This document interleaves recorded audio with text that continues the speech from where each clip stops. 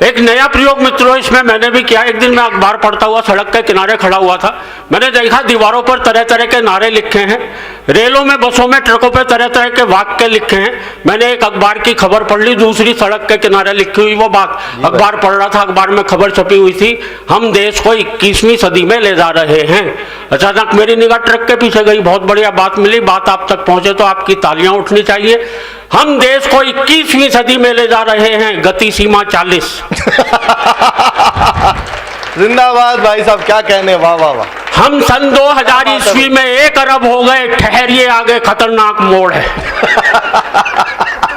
और अगले जोड़े पर फिर आपकी तालियां उठनी चाहिए दोस्तों। 5 आतंकवादी अपने बम विस्फोट से खुद ही मरे, आत्मनिर्भरता ही सफलता की कुंजी है।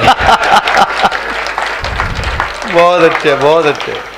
और इस जोड़े पर जो अब तो कोरोना से पहले की यह घटना है, प्रधानमंत्री चीन यात्रा पर रवाना, जेब कतरों से सावधान।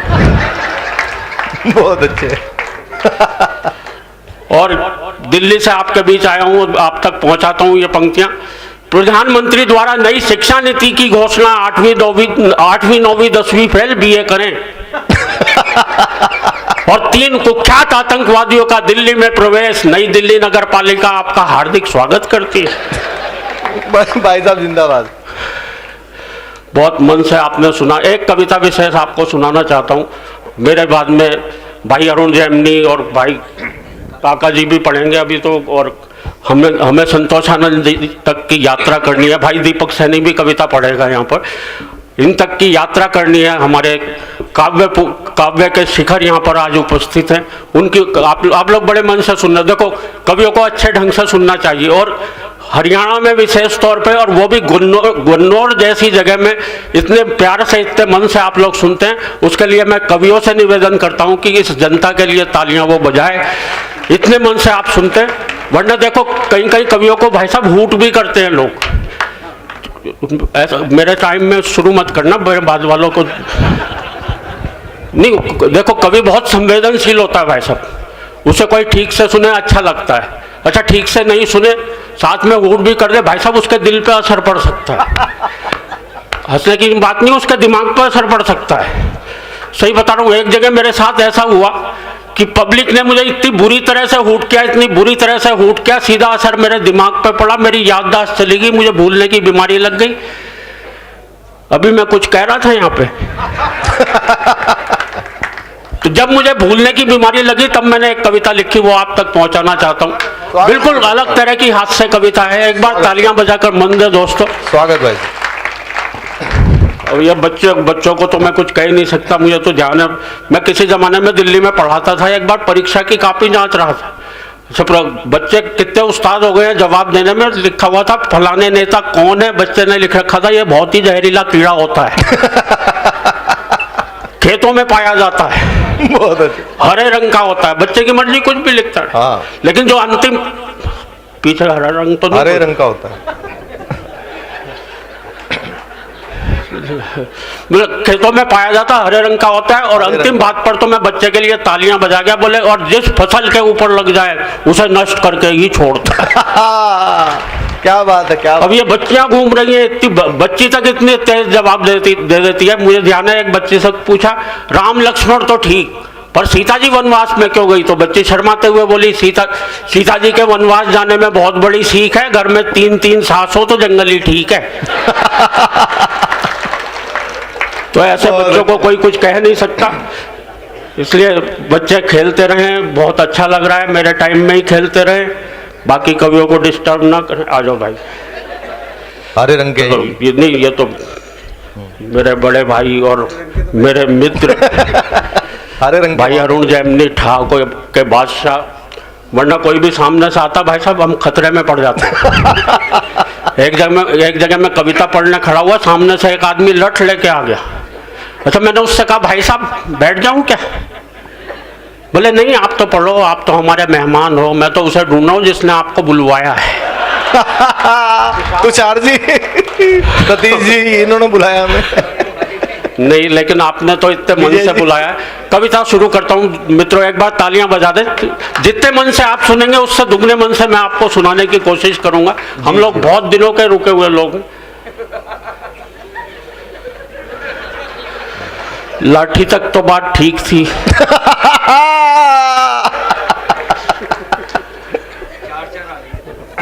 नहीं, अब तो मैं बैठ ही जाता हूँ। प्रधान जी खुद चल दिए, बात सीरियस है। नहीं, मैं प्रधान जी को नहीं, उनकी जेब देख रहा हूँ। वो तो कुछ नहीं लगा कर आए हुए। बहुत अच्छे। क्या कविता शुरू करता हूँ।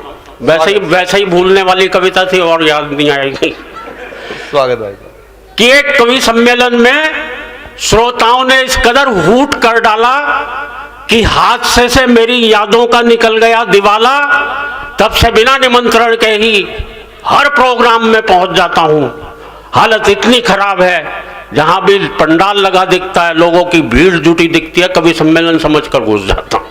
बहुत अच्छे। आज भी मैं यहाँ से गुजर रहा था, मैं यही सोच के आया हूँ। हालत इतनी खराब है, जहाँ भी लोगों की भीड़ जुटी दिखती है, कभी सम्मेलन समझकर घुस जाता हूँ।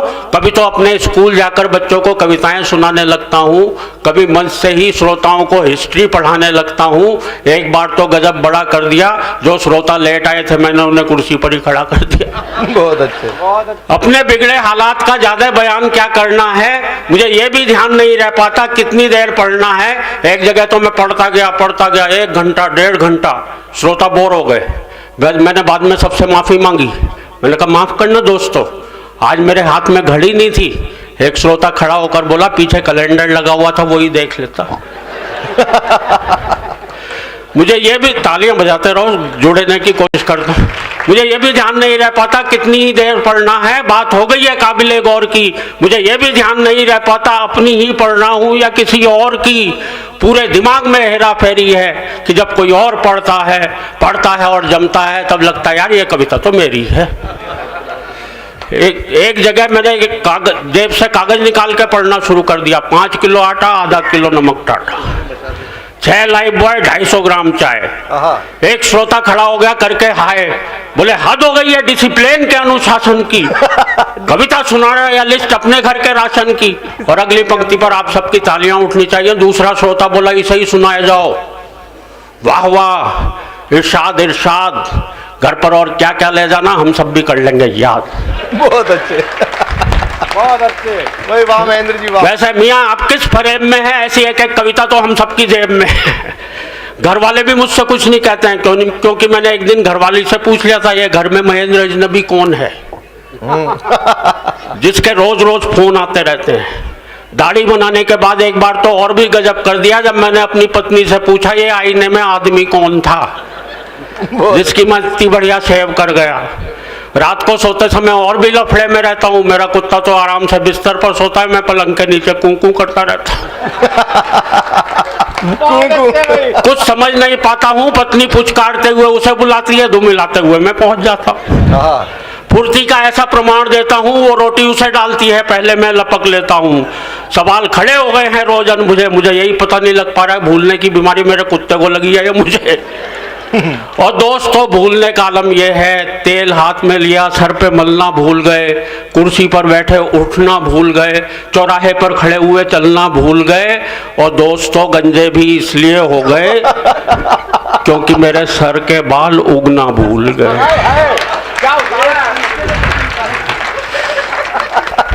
पत्नी बोली एक बार मेरे घर भरतार हेल्प करा दो, गीले कपड़े ऊपर फैला दो। ऊपर जाते ही दिमाग भटक गया, मैंने कपड़े तो चारपाई पर पट के खुद तार पर लटक गया। टूट गई टांग, डॉक्टर आया, पलस्तर चढ़ाया। डॉक्टर भी था होशियार, भुलक्कड़ों का सरदार, गजब ही ढा दिया। टूटी दाई टांग थी, पलस्तर बारी बारी चढ़ा। और दोस्तों भूलने पर इससे बड़ी बात कोई कह नहीं सकता जो मैं कहने जा रहा हूँ। मैं क्या कहने जा रहा था ये तो भूल ही गया।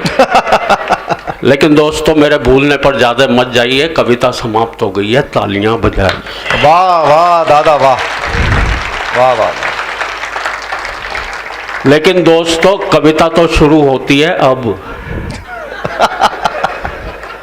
मैं ही नहीं, ये सारे कवि, आप और हम सब हम सब न जाने किन ख्यालों में झूले हुए हैं, हम सभी कुछ न कुछ भूले हुए हैं। क्या बात है भाई साहब, वाह वाह वाह वाह। हम सब न जाने किन ख्यालों में झूले हुए हैं, हम सभी कुछ न कुछ भूले हुए हैं। हम भूल गए हैं आपस का प्यार, हम भूल गए हैं मेहमान का सत्कार, आए दिन टूटने वाले घर बार।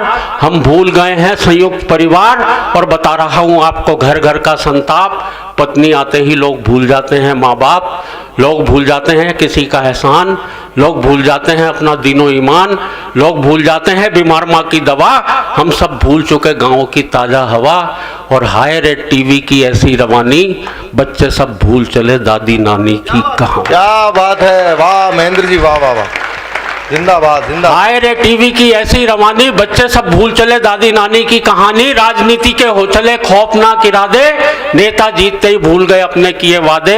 नफरत का चढ़ चुका ऐसा जुनून है, हम सब भूल गए कि सबका एक जैसा खून है। और दोस्तों कहने को अब कुछ भी नहीं है शेष, भूलों की इस भूल भुलैया में हम सब भूलते जा रहे हैं अपना देश, हम सब भूलते जा रहे हैं।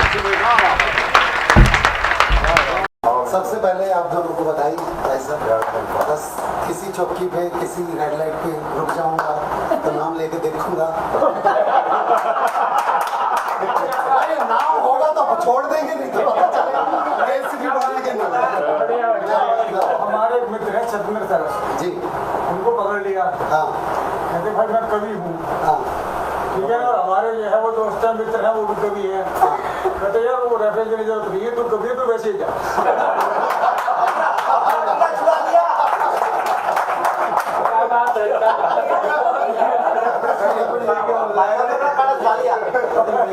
बस छोटी सी बात कहना चाहता हूँ आपसे कि जिस वक्त पे पहली बार लॉकडाउन लगा था तो लॉकडाउन में स्थिति ये थी कि इनके खौफ की वजह से लोग बाहर नहीं निकल रहे थे। कोविड तो दूसरे नंबर पे डर, तो वो जो डर था उस पर एक छोटी सी रचना कि इस लॉकडाउन की वजह से वैसे तो जीवन में काफी पेचो खम हो गए थे, पर कल निकलना पड़ा क्योंकि बिटिया के डायपर खत्म हो गए। पत्नी बोली तो सुनो, छुपते छुपाते जाना, और देखो घर का काफी काम बाकी है, कम से कम पिट पिटा के मत। मैं पत्नी के पैर छू के जैसे घर के बाहर आया तो मेरा सर चकराया। गलियां सुनसान, मोहल्ला वीरान, दो कुत्ते भौंक रहे थे, एक गाय रंभा रही थी। मुझे इस पृथ्वी पे एलियन वाली फीलिंग आ रही थी। मैं 90 की स्पीड पे जब बाइक को चला रहा था, कोई पुलिस वाला ना देख ले मुझे, मनी मन में हनुमान चालीसा बुदबुदा रहा था। इसी तेजी में मैंने पार कर चौक लिया, तभी राजेंद्र कलकल जी और आदेश त्यागी जी अवतरित हुए और मुझे रोक लिया। बोले बेटा कहाँ कहाँ? मैं बोला जी वो जो मेडिकल स्टोर है ना वहाँ। बोला बेटा हमें तेरी कितनी चिंता है ये बताने तो दे। देख 2 दिन से किसी की धुनाई नहीं करी, कम से कम आज तो 2 टिकाने तो। मैं बोला सर मान प्रतिष्ठा सब हो जाएगी, यकीन मानिए बहुत दिक्कत हो जाएगी। कर क्या की दिक्कत? हमने लठ के हर तरह के साइज धर रखे, यू जस्ट डोंट वरी, हमने सभी लट्ठे सैनिटाइज कर रखे। मैं बोला सर सामाजिक लोगों में मेरी अच्छी छवि है, और आपकी जानकारी के लिए बता दो ये बंदा कवि है। तो इनके पीछे आदेश त्यागी जी कह रहे ये तो अपनी मीठी मीठी बातों से ठग रहा है, मुझको तो ये साहित्य सरगम का कोई गोष्ठी का कवि लगा।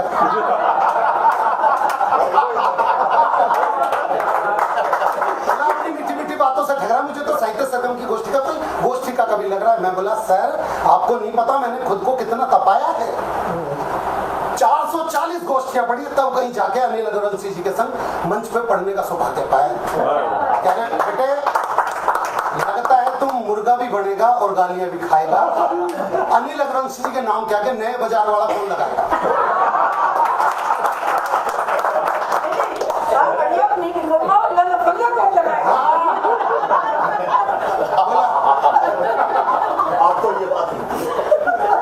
शायद उन्होंने नब्ज पकड़ ली मेरी झूठ की, मगर अच्छे लोग थे, मुझको एक छूट थी।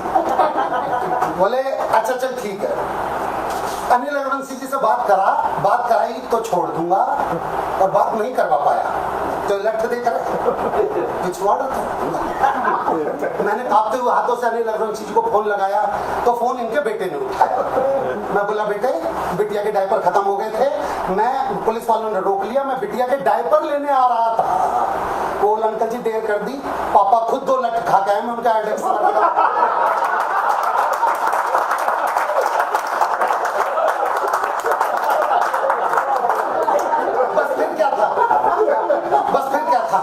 वो 2 पुलिस वाले जो मुझ पे इतनी देर से अपना धैर्य खो रहे थे और दृश्य बदल चुका था, मुझे धो रहे थे। पर अगले मेरी मान प्रतिष्ठा में 4 चांद लगा रहे थे। अगले मेरी मान प्रतिष्ठा में 4 चांद लगा रहे थे। मेरी पिटने की वीडियो भी सोनोटेक वालों से बनवा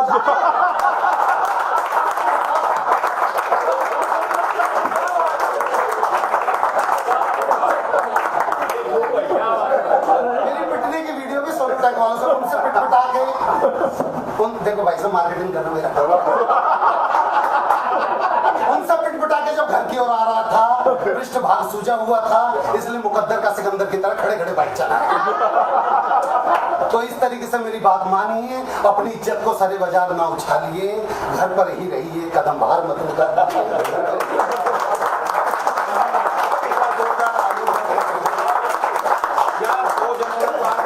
बनाई है ये कोई विरोध है और एक साड़ी का छोरा जो मेरे को डंडा आया भाई साहब ऐसी परिभाषा आपने दे दी है, वो बेटा अभी लुगाई को बताएगा, वो यही बताएगी अड़ियल निकम्मा लफंगा यही कहेगी। कोरोना का टाइम था, कोरोना का टाइम सर बाजू गई इसलिए को मेरा पड़ा कोरोना का टाइम था, कोरोना का। अब जैसे बताया कोरोना के टाइम में मेरे से बोली पकोड़े खाऊंगी यार, मैंने कहा रहने दे बाहर पुलिस खड़ी, डंडे मारे, आदेश वगैरह जी खड़े में डंडे मारने, मोदी ने मना कर रखे कि पकोड़े खाऊंगी। बेसन ले गया, मैं बेसन लेने गया तो सूजी ले गया